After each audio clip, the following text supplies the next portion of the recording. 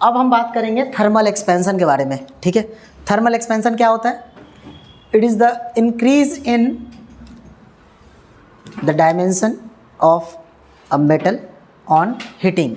समझ में आया? सिंपल बात है। डेफिनेशन क्या कहता है देखो, the change in dimension of solids due to change in their temperature is called thermal expansion, ऐसे कह सकते हो। या फिर दूसरा डेफिनेशन क्या कहता है, on increasing the temperature of a solid metal, ठीक है, it expand, this expansion is called thermal expansion. समझ में आया? देखो थर्मल एक्सपेंशन तीन तरह का होता है। एक है लीनियर एक्सपेंशन जिसमें लेंथ इंक्रीज करता है, एक होता है सुपरफिशियल एक्सपेंशन या एरियल एक्सपेंशन, और ये जो आपको दिख रहा है दैट इज वॉल्यूमेट्रिक या इसी का नाम क्या है, क्यूबिकल एक्सपेंशन, ठीक है। तो अभी हम बात करेंगे लीनियर एक्सपेंशन के बारे में। लीनियर एक्सपेंशन क्या होता है, इधर देखो ध्यान से। लीनियर एक्सपेंशन क्या होता है, जब हम किसी सॉलिड मेटल को हीट करते हैं और अगर उसकी लंबाई बढ़ जाए तो ऐसे एक्सपेंशन को हम क्या बोलते हैं, लीनियर एक्सपेंशन। मान लो कि कोई एक रॉड रखा हुआ है जिसका लेंथ है L0, ये इसका इनिशियल टेम्परेचर थीटा आई है, यहाँ तक समझे, और इस रॉड को हमने हीट किया जिसके कारण फाइनल उसका लेंथ हो गया L डैश और टेम्परेचर हो गया थीटा F, ठीक है। मैं इसी L डैश को इस तरह से लिख सकता हूँ कि ये जो फाइनल लेंथ है ये initial length plus change in length है। बोलो हाँ या ना? ठीक, क्लियर। तो ये एक्सपेरिमेंटली देखा गया कि जो चेंज होता है किसी भी सॉलिड में, कितना लेंथ चेंज होगा, ये इस बात पे डिपेंड करता है कि इनिशियली उस सॉलिड का लंबाई कितना था और आपने कितना ज़्यादा टेम्परेचर में इंक्रीज़ किया। यहाँ तक समझे? अगर किसी रॉड की लंबाई, मान लो दो रॉड है, दोनों रॉड का लेंथ अगर 2 मीटर है, एक को आपने 20 डिग्री टेम्परेचर से इंक्रीज़ किया और दूसरे को अगर आपने 50 डिग्री टेम्परेचर से इंक्रीज़ किया, तो ऑब्वियस सी बात है ये वाला रॉड ज़्यादा क्या हो जाएगा, एक्सपैंड हो जाएगा, ठीक, क्योंकि डेल्टा थीटा उसका ज़्यादा है। अगर मान लो दो रॉड है, दोनों रॉड को मैंने 20 डिग्री सेल्सियस पे हीट किया और इनिशियल लेंथ अलग अलग था, तो ऑब्वियस सी बात है वो रॉड ज़्यादा एक्सपैंड करेगा जिसकी इनिशियल लेंथ ज़्यादा था। समझ में आ गया? तो ये इन दोनों को अगर हम कंबाइन करें तो हमें क्या मिलेगा कि delta L will be directly proportional to initial length as well as change in temperature. अगर प्रोपोर्शनैलिटी हटाए, ये प्रोपोर्शनैलिटी का साइन है, तो मैंने यहाँ पे ब्लू कलर में दिखाया है आपको, ये किसका साइन है, कोएफिशिएंट ऑफ थर्मल एक्सपेंशन का।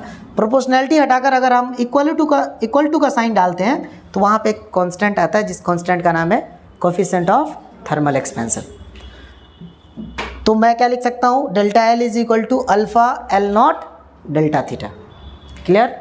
तो अल्फ़ा का डेफिनेशन कई बार आपसे पूछ लेता है व्हाट इज़ अल्फ़ा। देखो अगर आप NCERT को देखो तो NCERT में एक डेफिनेशन लिखा हुआ है कि coefficient of thermal expansions are the, है ना, ratio of change in the dimension upon original dimension, है ना, per unit change in temperature.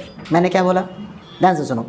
Coefficient of thermal expansion either linear और सुपरफिशियल और volumetric will be equal to the ratio of change in dimension upon original dimension, है ना, per unit change in temperature. समझ में आया?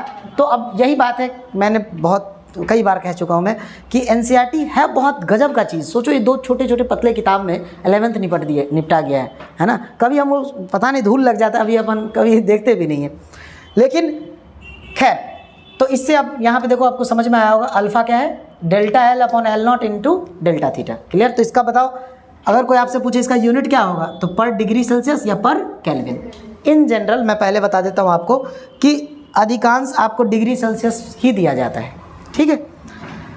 एक चीज़ और, जिस मटेरियल का अल्फ़ा ज़्यादा होगा वो ज़्यादा एक्सपैंड करेगा, सिंपल बात है। जैसे मान लो स्टील की अल्फ़ा ज़्यादा है ब्रास के कंपेयर में, तो हमने कहा alpha steel is greater than alpha brass. Clear? अब बात करते हैं, सर अगर फाइनल लेंथ पूछ ले तो हम कैसे निकालेंगे? तो हम कहेंगे देखो यार, ये जो अपना फाइनल लेंथ है ये initial length plus change in length के इक्वल है। तो final length is equal to initial length plus L0 delta theta. ये चीज़ कहाँ से आया?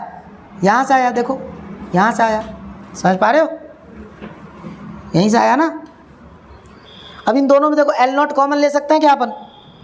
इन दोनों ही टर्म में क्या मैं एल नॉट कॉमन ले सकता हूँ, हमने ले लिया, तो ब्रैकेट में क्या आएगा 1 प्लस बोलो अल्फ़ा डेल्टा थीटा, ठीक है, अल्फ़ा डेल्टा थीटा।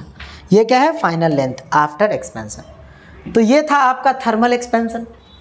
इसमें क्या सवाल पूछा जाता है, अब कुछ और इम्पॉर्टेंट बात समझ लो ध्यान से, कुछ जो सबसे इम्पॉर्टेंट पॉइंट है उसमें पहला पॉइंट देखो, सुपरफिशियल हम पढ़ेंगे, पहले मैं आपको कुछ अलग बातें बता देता हूँ कई बार जिसके कारण सवाल बच्चों को गलत हो जाता है। जैसे कि अगर आपको नॉर्मली पूछे कि हाँ भाई लेंथ बढ़ गया तो बहुत बढ़िया, अगर आपको एक पूछेगा लेट्स से कि कोई रॉड है, ठीक है, मान लो ये रॉड जो है अपने परपेंडिकुलर एक्सिस पे क्या कर रहा था, रोटेट कर रहा था, ठीक है। लेट्स से मैंने कहा कि एंगुलर वेलोसिटी है ओमेगा नॉट, इस रॉड की लंबाई जो भी है एल नॉट है। अब इस रॉड को हमने क्या कर दिया, हीट कर दिया। देखो थर्मल फिजिक्स में क्या घुसा दिया, रोटेशन, तभी सवाल टफ हो जाता है, अदरवाइज फिजिक्स में हमेशा से सवाल आसान रहा है और टफ कुछ होता ही नहीं, पहले बता रहा हूँ। अगर आपको कॉन्सेप्ट वहाँ क्लिक कर गया तो बहुत अच्छी बात है। अब अगर आपको कहा गया कि इस रॉड को हमने क्या किया, हीट कर दिया, ठीक है, हीट कर दिया, जिसके कारण अब मुझे बताओ हीट करने के कारण, अब आपको ये नहीं बताया कि लेंथ बढ़ा कि क्या हुआ, ये आप समझो। अब जो रोटेट किया उसका कुछ ओमेगा आया, ओमेगा डैश। तो आप मुझे बताओ what is the relation between omega naught and omega dash. क्या omega naught omega dash equal होगा, क्या ओमेगा नॉट ओमेगा डैश से कम होगा, क्या ओमेगा नॉट ओमेगा डैश से ग्रेटर होगा, या can't predict anything, can't predict anything. ये सवाल